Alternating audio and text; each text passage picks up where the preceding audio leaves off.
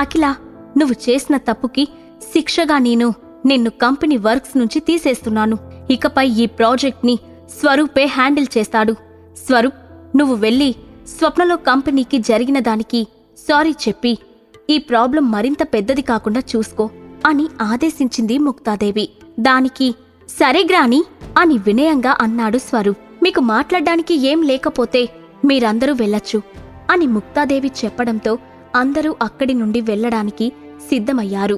కాని ఇంతలో ముక్తాదేవి గారు, ఒక్క నిమిషం అని బయట నుంచి ఒక స్వరం వినిపించింది. దాంతో ఎక్కడి వాళ్ళు అక్కడే సీట్లకి అతుక్కుపోయి తలుపు వైపు చూశారు. అక్కడికి ఒక అమ్మాయి వచ్చింది. హాల్లోకి నడుచుకుంటూ వస్తున్న ఆ అందమైన అమ్మాయి రేష్మా అని ఒక్క చూపులోనే గుర్తుపట్టింది ముక్తాదేవి. వెంటనే ఆమె మొహం ఇబ్బందిగా మారిపోయింది. జరిగిన వాటి గురించి మాట్లాడి ఎక్స్ప్లెనేషన్ కోరడం కోసమే రేష్మా ఇక్కడికి వచ్చిందని అనుకుంది.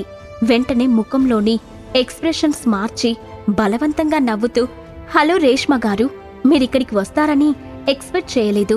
ముందుగా ఇన్ఫర్మేషన్ ఇచ్చి ఉంటే మిమ్మల్ని ఇన్వైట్ చేయడానికి ఏర్పాట్లు చేసి ఉండేవాళ్ళం అని అంది. పర్వాలేదు మేడం, నేనిక్కడికి వచ్చింది జరిగిన దానిలో అఖిల తప్పు లేదని చెప్పడానికి మాత్రమే అని చెప్పింది రేష్మా. ఆ మాటలు విని అందరూ ఆశ్చర్యపోయారు. ముక్తాదేవి కూడా ఆశ్చర్యపోయి, మీరేం మాట్లాడుతున్నారు రేష్మా గారు, వివరంగా చెప్పగలరా అని అడగడంతో తప్పకుండా అని చెప్పి వెనక్కి తిరిగి, మీ నలుగురు కూడా లోపలికి రండి అని పిలిచింది రేష్మా.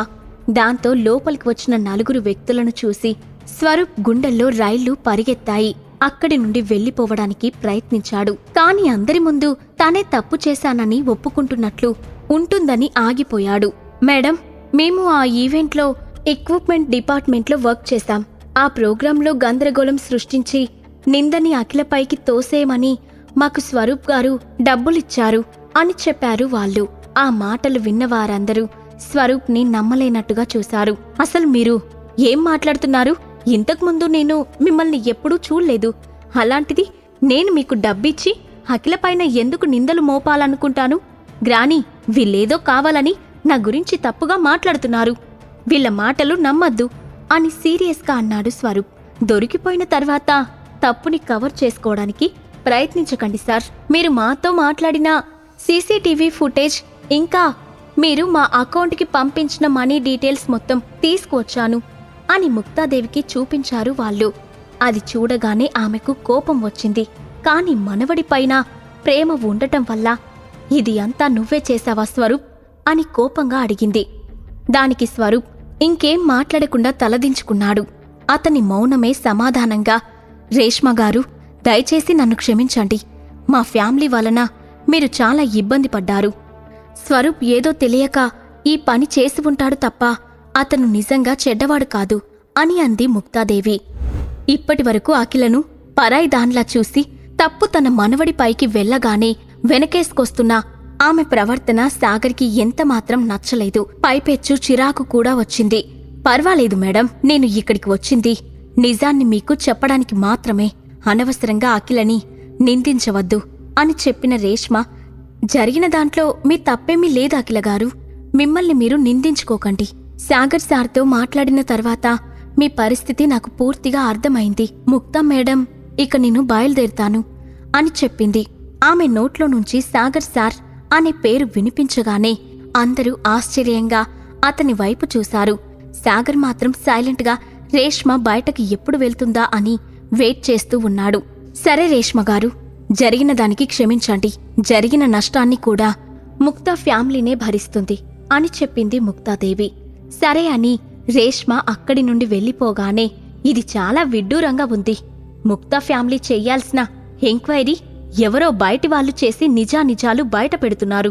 మీరు చాలా బాగానే ఈవెంట్ని ఆర్గనైజ్ చేస్తున్నారు గ్రాని అని వెటకారంగా అన్నాడు సాగర్. ఆ మాటలతో సాగర్ దగ్గరికి వచ్చిన అఖిల, ఇక చాలు, మర్యాదగా బయటికి పోదాం పదా అని కోపంగా అంది. సాగర్ మాటలకి కోపం తెచ్చుకున్న ముక్తాదేవి, నన్ను చాలా డిసప్పాయింట్ చేశావు స్వరూప్.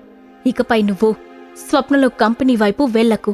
నా మాట కాదని వెళ్ళావంటే ఇంటి నుండి బయటకు పంపించేస్తాను అని సీరియస్గా చెప్పి అక్కడి నుండి వెళ్ళిపోయింది. సాగర్తో పాటు బయటకు వచ్చింది అఖిల.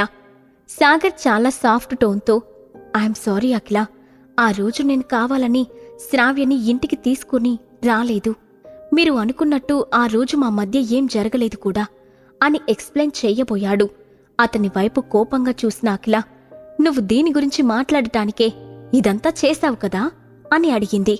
ఆమె మాటలకు విస్తుపోయిన సాగర్, అఖిల, అసలు నువ్వేం మాట్లాడుతున్నావ్ అని అనుమానంగా చూడటంతో, ఇంకా నటించాలని చూడకు సాగర్.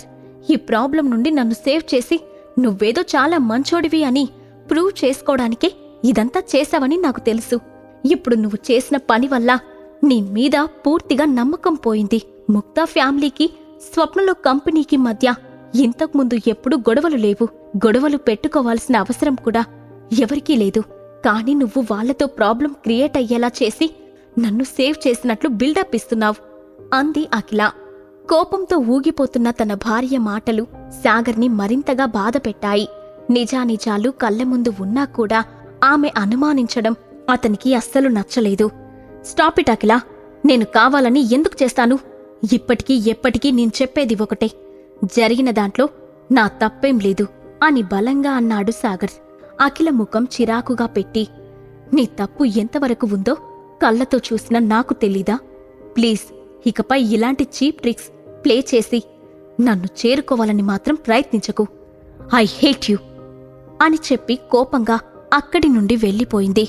సాగర్కి మాత్రం అంతా బ్లాంక్గా అనిపించింది.